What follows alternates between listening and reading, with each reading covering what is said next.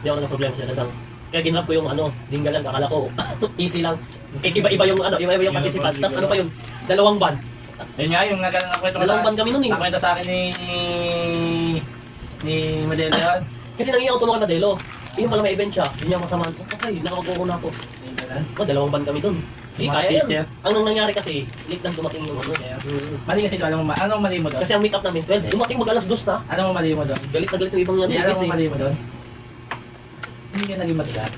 wala, nakita tao lang. May itinerary na kami. Makinig ka, bago pala mag-event, pinapasok mo yung itinerary. Oo, meron. Alam Lagi nila. makinig ka muna. Baka magkakaroon pa tayo ng problema, lagi ka advice. Ang nangyari kasi doon, galing pa yung Cavite yung iba, walang masakyan. Hindi kahit galing gamitin yung vice. Ito na nga yung conclusion doon. Ito, tanongin mo ha, bakit nagpapasundo si Madelo ng Cavite? Ay, pag walang masakyan na. Yes! Alam kasi nila yung oras ng ganung sitwasyon. Kung bakit meron tayo susunduin sa, yung ano? Yung... Sundo ko ng alabang dati. Hindi, yung ano, nagsundo pa. Alam mo, Okay, kami nagsundo na. di ba? Bakit? Di ba? Kasi nga, alam na yung sitwasyon. Rush hour pa Yung yun. sa'yo kasi, Rush hour pa. naging ka lang ka, hindi mo nakuha yung kanina bang banta kumuha, kanina bang ano ka. Kaya rin niya Tapos ako. hindi mo na ano yung ano ba, may susunduin pa ng ganito, may susunduin pa ng ganito dito.